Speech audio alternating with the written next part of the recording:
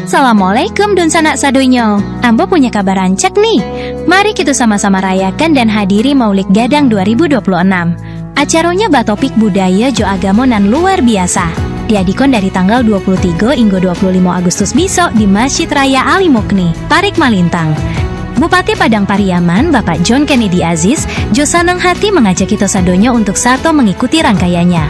Iko momen pas bana untuk mendalami tradisi jo nilai-nilai agama dan kita cinta jo sayangi, sekaligus mampakanalan kayunya budaya Minangkabau ke dunia. Ada banyak atraksi seru, serupa lomba kasidah robana, lomba bintang kasidah, festival malamang, salawat dulang, arak-arak bunga lado jo makan bajamban antara gak dicoba. Panitia juala menyiapkan dress code basamo dan rancak bana. Untuk laki-laki, siapkan baju putih, celana hitam, jo kain sarunong sebagai selendang. Untuk padusi, mari basamu memakai baju kurung juti kuluak nan anggun. Kira-kira adonan yodun sana tanyakan lebih lanjut tentang keseruan acara nyoko?